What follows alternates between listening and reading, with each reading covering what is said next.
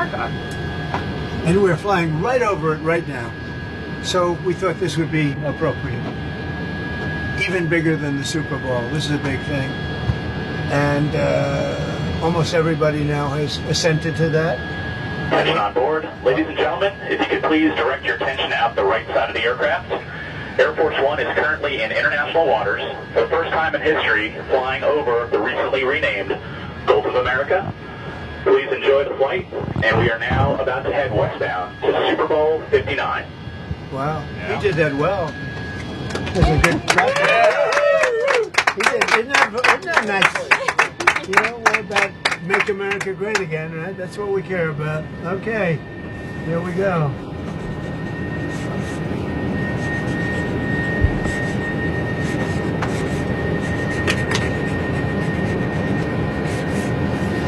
So this is a famous pen now, and we'll put it with something.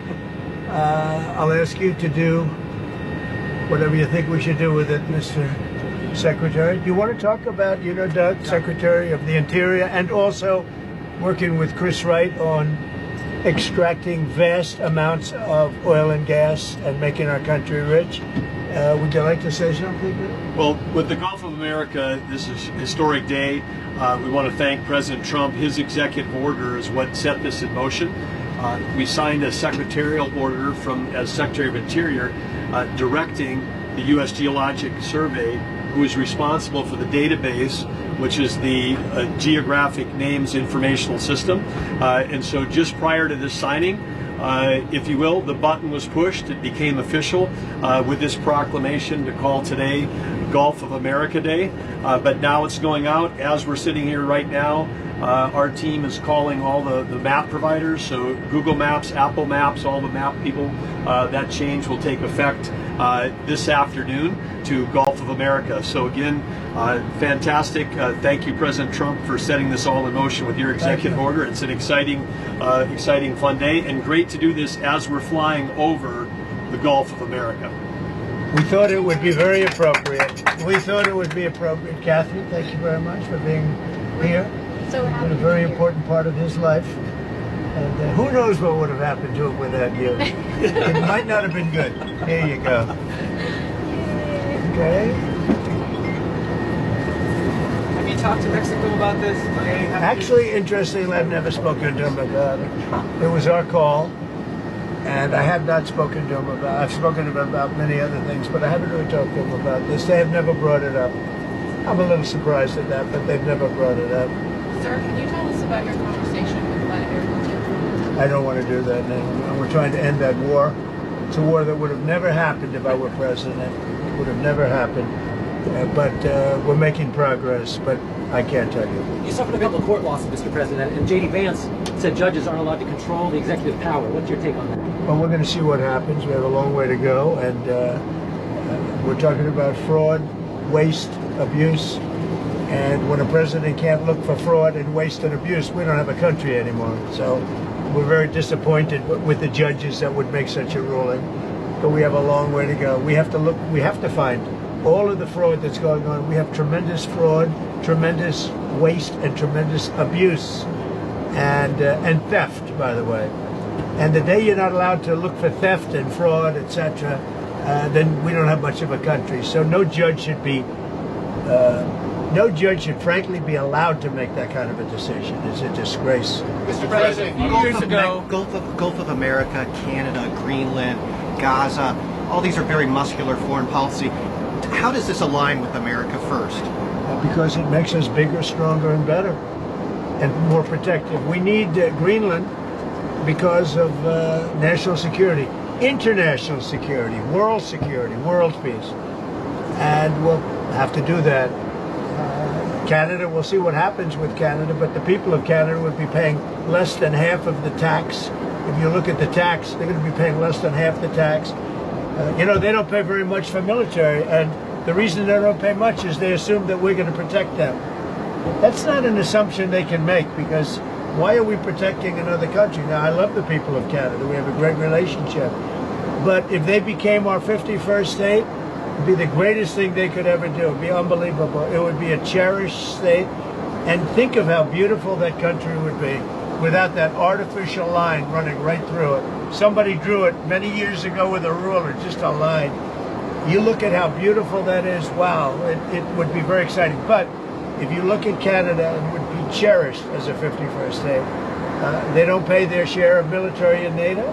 They pay very little for military. They're not protected at all. And the reason is they think we're going to protect them. The other thing is we subsidize them to the tune of about $200 billion a year. If we stop doing that, if we stop allowing them to make cars through tariffs and other things, cars, trucks, etc., what they make, they're not viable as a country. So would you agree that it's a more aggressive foreign policy than your first term? And why is that? It's more aggressive. It's better. Why? Because I think I've had a lot of experience. And in my first term, I was fighting everybody because they were very aggressive toward me. I always said survival and taking care of the country, not necessarily in that order. But I had to take care of the country, but I had a bunch of lunatics like Pelosi and all of these people. They fought me, and we won. And, I had a lot of other things that were going on there. This time it's much more, they've lost their confidence. I think they've lost the respect of the American people with, men participating in women's sports, with open borders, with transgender for everybody, for all the things that they're doing is so bad. When you allow people to empty their jails into your country with prisoners, killers, their mental institutions and insane asylums into our country, this is what they're doing. When you allow gang members from Venezuela, but many other countries coming into our country, we're getting them all out now. They've lost their credibility, but they've also lost their confidence. So I have more time to do what I want to do. So we're making our country larger. We're making our country stronger. And in the case of Canada, if this should happen, I don't know how they can do it without us, because without the U.S., Canada really doesn't have a country. They do almost all of their business with us. And if we say we want our cars to be made in Detroit, with the stroke of a pen, I can do that. And other things in addition to that would not allow Canada to be a viable country. Mr. President, you said you You're going didn't to want honor first responders today, but you pardoned hundreds of people who assaulted first responders. Why did you do that? Who? I'm sorry. You were going to meet with first responders today, Yeah. but you pardoned people who assaulted first responders. No, I pardoned people that were assaulted themselves. They were assaulted by our government. I pardoned J6 people who were assaulted by our government. That's who assaulted, and they were treated unfairly. There's never been a group of people in this country, outside of maybe one instance that I can think of, but I won't get into it, that were treated more horribly than the people of J6. So, no, I didn't assault. They didn't assault. They were assaulted. And what I did was a great thing for humanity. They were treated very, very unfairly. There's never been an incident like it. Mr. President, two foreign policy questions. On Putin again, you realize if you don't clarify that, everyone's going to assume you're talking to President Putin regularly. Well, they can assume it. So is it safe? It makes sense. Well, I don't want to talk about it. And if we are talking, I don't want to tell you about the conversation. It's too early. But I do believe we're making progress. We want to stop the Ukraine-Russia war. And I want to stop it just because I hate to see all these young people being killed. The soldiers are being killed by the hundreds of thousands. So you're starting to put together a plan for like a peace formula or for some sort of resolution? We're talking to both sides. Okay. And then Japan, are you okay with having a foreign country having a controlling interest in a U.S. steel company? Well, let's look at this. When I came here, they were going to buy it, and Biden was going to approve it. All of a sudden, Biden didn't because he heard I wasn't going to. I don't want U.S. steel being owned by a foreign country. But a controlling interest is okay? They can have they don't have a controlling. They have an investment. All they're going to have is an investment. Will it be a joint? I don't mind an investment in a company, but especially U.S. Steel.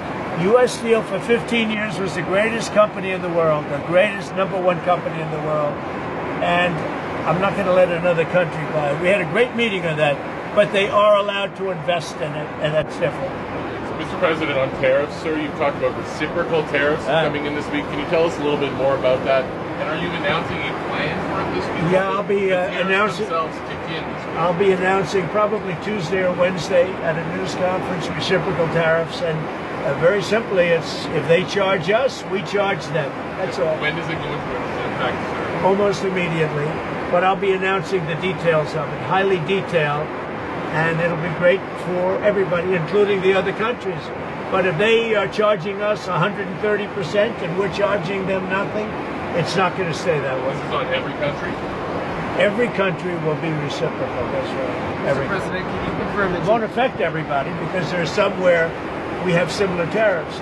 But the ones that are taking advantage of the United States, we're going to have it's reciprocity, it's reciprocal. We're going to have a reciprocal tariff. But we'll have a news conference Tuesday or Wednesday. And just on the steel question, just so I understand. We'll also be correctly, announcing steel tariffs on Monday. on this tomorrow. Monday, yeah, tomorrow. What countries will those go on? Everybody, steel. Including Canada, Mexico, Yeah, United States? any steel coming into the United States is going to have a 25% tariff. What about aluminum, sir? Aluminum too. 10%? 25%. 25 for aluminum. 25 for both. And on steel, sir, are you ruling out then Nippon Steel having a 51% stake or higher? They won't have a majority stake? Nobody can have a majority stake for U.S. Steel. They can for other companies, but not for U.S. Steel. I think you agree with that, Don, right? U.S. Steel was one of our great companies, and through a lot of stupidity and bad government and also bad management of the company, it lost that luster. But it's going to gain it back, and tariffs are going to help. Tariffs are going to make it very successful again. And I think it is good management now, too. Yeah. May I ask one, please? Can you tell me, can you confirm that you'll be meeting with MBS and CC of Egypt soon? Will that be at the White House? Or Well, I'll be meeting with all of them numerous times, by the way, but I'll be meeting with all of them. And yeah, I think that it's a big mistake to allow people, the Palestinians or the people living in Gaza, to go back yet another time. And we don't want Hamas going back. And think of it as a big real estate site. And the United States is going to own it and will slowly, very slowly, we're in no rush, develop it. We're going to bring stability to the Middle East in a totally war-torn part of the Middle East. A part of the Middle East that has caused tremendous problem, the Gaza Strip. And we'll own it. It's totally demolished right now. It's a demolition site. It'll be reclaimed. It'll be leveled out, fixed up. There won't be anybody there. Hamas won't be there. We'll be building through other of the very rich countries in the Middle East. They'll be building some beautiful sites for the people, for the Palestinians to live in. They'll be living in harmony and peace probably for the first time in hundreds of years. And just to clarify, I know you don't want to tell us about your conversation with President Putin, but can you clarify whether you had that since you've been in office, or whether it happened before you became president? I've had it. Let's just say I've had it. And I expect to have many more conversations. We have to get that war ended. It's going to end. And we have to get it ended. And we have to get it ended. So should have never happened, would have never happened if I was president. Mr. President, a couple of years ago, your vice president suggested that if the Supreme Court rules in a way you don't like, just let them enforce it. Do you agree with that?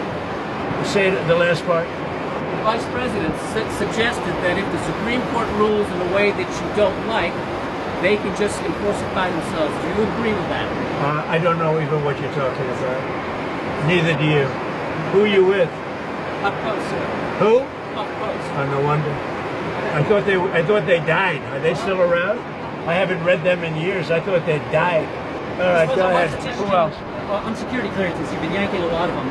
Why does it make the country safer to take away the AG's security clearance? And is that a form of retribution? If there's somebody, no.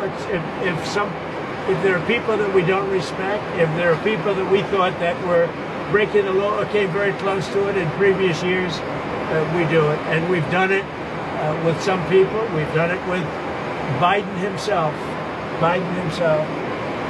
We think our country is not as safe if you gave him clearance. We don't think he knows what he's doing. And what he's done to this country is a disgrace. And what he's done in terms of allowing criminals, murderers, drug lords into our country, people from mental institutions into our country, he should be ashamed of himself. Is that a valid reason? On deportations, there's been some reporting that you've been upset that there haven't been more deportations. Can you No. clarify that? I think they're doing an incredible job. It's very tough. Deportations, finding murderers is not easy. Some of them are actually very smart. They shouldn't be in our country. There wouldn't have been. We had beautiful, we just set records for closure.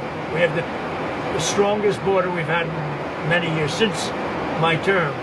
But even for many, many years, decades before that. They're doing an amazing job. I think Tom Homan's doing an amazing job. Kristi Noem's doing an amazing job. But it's not easy finding murderers who know they're being looked for. But we're sending out thousands of people. We're getting rid of thousands of criminals from our country. So, do you expect to meet him in person? Where? Putin. Do you anticipate meeting with him? I would imagine I would be meeting with Putin, yes, at the right time. I think at the right time, at the appropriate time. Back on Gaza, the White House press secretary told us last week that you're committed to rebuilding Gaza. Steve Witkoff said that process would take 10 to 15 years. Does your commitment to rebuilding Gaza extend beyond your time in office? I'm committed to buying and owning Gaza. As far as us rebuilding it, we may give it to other states in the Middle East to build sections of it. Other people may do it through our auspices. But we're committed to owning it, taking it, and making sure that Hamas doesn't move back. There's nothing to move back into. The place is a demolition site. It'll be, the remainder will be demolished. Everything's demolished. I mean, you can't live in those buildings right now. They're very unsafe. But we'll make it into a very good site for future development by somebody. We'll let other countries develop parts of it. It'll be beautiful. People can come from all over the world and live there. But we're going to take care of the Palestinians. We're going to make sure they live beautifully and in harmony and in peace, and that they're not murdered. This has been the most dangerous site anywhere in the world to live in. Hamas has been a disaster. And by the way, I have to tell you that I watched the hostages come back today, and they look like Holocaust survivors. They were in horrible condition. They were emaciated.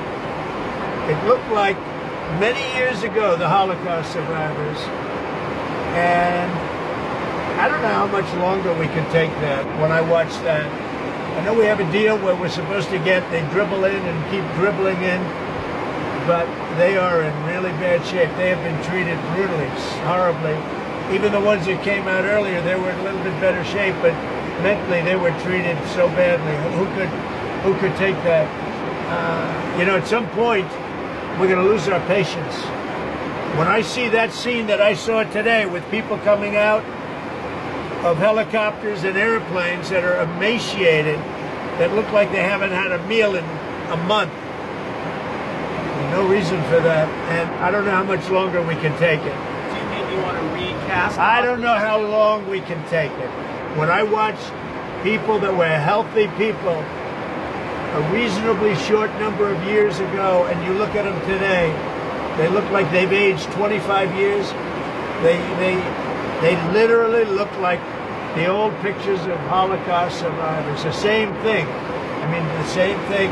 And I don't know how long we're going to take that. Mr. President, have you gotten some advancement in your proposals for some of the Gulf or Arab nations to take some of the Palestinian people? And if Yeah. not, what do you think the reason is for their hesitance? Is there some very honest reason that they maybe told you privately, or that you think why they're hesitant to take the Palestinian people? Why are they hesitant to take them? Because they never spoke to me. They spoke to other people. They didn't speak to me. When they speak to me, they're going to take them. Is it because they think that you would not allow them to return to Gaza? Is that part of it? They don't want to return to Gaza. If we could give them a home in a safer area, the only reason they're talking about returning to Gaza is they don't have an alternative. When they have an alternative, they don't want to return to Gaza. If they had a home that was safe, where you don't have Hamas threatening them, killing them, torturing them, they'd rather not return to Gaza. But right now, Gaza is the only alternative. As far as the other regions, The only reason they maybe don't act enthusiastic is they haven't talked to me. They talk to other people, but not to me. When they talk to me, they'll be enthusiastic. And on spending, you found some maybe questionable expenditures, or Elon Musk has Not found them? some questionable. The whole country looks like it's a fraud. It's fraud, waste, abuse, but it's a tremendous fraud. And what Elon and his group of geniuses have found is unbelievable. It's unbelievable. And that's just in U.S. AID. Soon we're going into education. You'll find the same thing, but bigger. Soon we're going into the military, and you're going to find a lot of bad things happening there. You'll find it because our government has not functioned properly for many, many years, and we're going to make it function properly. We're even looking at treasuries. There could be a problem. You've been reading about that with treasuries. And that could be an interesting problem because it could be that a lot of those things don't count. In other words, that some of that stuff that we're finding is very fraudulent. Therefore, maybe we have less debt than we thought of. Think of that. So a lot of things are happening, but Elon's doing an excellent job. We started with 12 guys with high IQs, and now we have 100 guys with very high IQs. Do you think Congress has failed to do their oversight, or do you think your first administrations, your cabinet agencies? I think everybody failed. I think everybody failed. And why does Elon's financial disclosure remain secret? Because nobody's looking at that. We're looking at all the corruption that's taken place. I mean, his financial disclosure is largely the number of shares that he's got in very public companies, and that's not secret at all. If you read that, you'll see a lot. I mean, he talks about his whole thing. I read one where it really gave a very good history of him, but basically it's a number of shares times a certain stock price.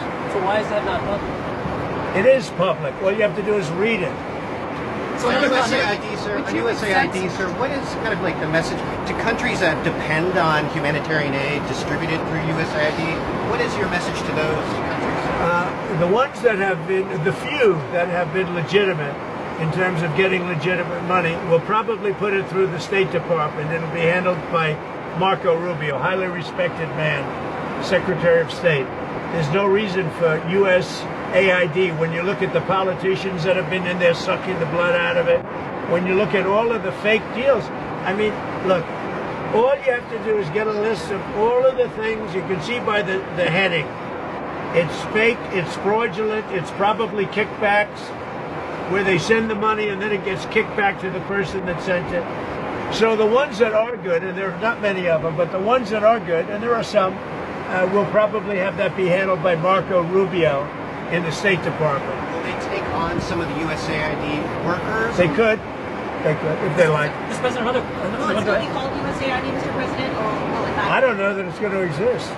Why would you need it? The State Department can take care of it. Do you think the amount of spending on foreign aid will decrease also, or just the number of employees? It should decrease. I hope it decreases. Yeah, by how much? When we have $36 trillion in debt, and we're taking care of countries that are very rich and sending aid to countries in some cases that are rich, in some cases they're not rich. But no, it should very much decrease. Mr. President, but it won't be the scams that you've seen. Another country, NIH put out a memo on Friday night. It's going to cut $4 billion from the percentage that they pay to universities and public colleges, but all those states, not foreign countries. $4 billion. Is that okay to take that off the top? Sure. It could be okay. I mean, you have to look at the universities. Some are legit. You could also say, why are we giving money to Harvard when it's got a $50 billion endowment? $50 billion. And yet they don't use that endowment to help their students. This is for research like biomedical research you want. That's fine. Look, we want to take care of research. We want to do a lot of things. But when you look at the USAID and you look at all the things and all the scams that was with, I don't have to go through it now, but I'll get you a little list, and you'll see one after another. There were very few legitimate. It was the opposite. Usually you find something wrong, like 1 out of 100, but this is the opposite. Here almost everything was wrong. You find very few that were good. But there were some that were good. That'll be handled by the State Department, I assume. That's not final yet, but I think the best would be Marco Rubio at the State Department. 1 or 2 more. You're going to launch services.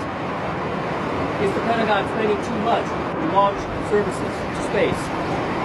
I think space is going to be a very important element. You know, I'm the one that came up with Space Force. I'm very proud of it. Biden tried to get out of it, and he was really rebuked by the military. I think space is going to be one of the most important things we do. It's going to be all about space, especially defense. So space is very important. Would you accept Palestinian refugees into the United States since you're looking to other countries? I'd have to look. I think it's a very far distance for them to travel, but I'd have to look at individual cases. But I do think that coming into the United States, we've taken a lot of people, but coming into the United States, it's a long way for them to travel. They're far away from their families and their friends and everything else. I think they'd be very happy staying in the general area with in a place that was safe, where they could be safe and lead a good life. They don't want to go back to Gaza. As I said, I've said it a lot. They only go back because they have no alternative. They don't want to go back to Gaza. So we'll see. We hope that we'll be helped by Egypt. We hope that we'll be helped by Jordan. We hope that we'll be helped by other countries. We hope that some of the, like Saudi Arabia and others, can spend some money on it. They have tremendous amounts of money, and they'll spend some money on making people comfortable and safe. One question about the Super Bowl. You're going to the game. One of the big things that you've done so far in office is cracking down on DEI. I saw that the NFL commissioner said, I think this week, that they're happy with their diversity program. What's your take on that? Would you like to see any changes there? I don't know what the diversity program is. To be honest, I know Roger very well. I'd have to look at what he said he's happy with. He was happy also with the flag and a lot of other things that didn't work out too well. We'll have to see what he was happy with. But right now, that's, you know what the law is. The law is the law, and it changed, and it's been backed up by the U.S. Supreme Court. But we'll see. There are a lot of interesting things going on right now. I'll tell you what, there's a light over the United States. People are happy. They're more confident. The approval ratings for this country have gone through the sky. More than at any time we've had approval ratings that there's never been anything like it. We've never seen 49 points up. 49 points up. And I think there's a light actually long beyond this country, all over the world. I've been called by other leaders. They said, sir, there's a light over our country right now. There's a light over the world. We got rid of a horrible and totally inept administration, an administration where the president wouldn't even go and do a Super Bowl interview. For 4 years, I mean, he didn't do a Super Bowl interview. I did. You'll see it in about 1 or 2 hours. One more on the refs. Do you have an opinion, sir, on whether the referees have been throwing the games to the Chiefs all season? I don't believe that. No, I don't believe that. Why do you want to be chairman of the Kennedy Center Board? Well, I think you're going to have a great game. It's two great teams. I don't know. Who knows who's going to win?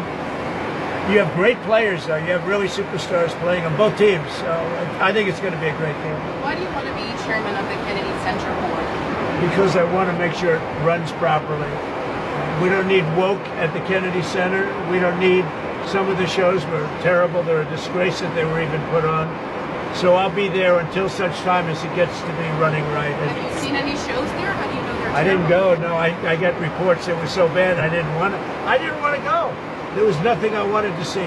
Thank you very much, everybody. Yes, Modi, sir, Modi, you're meeting Modi. I look forward to it. Josh. Thanks. Good job.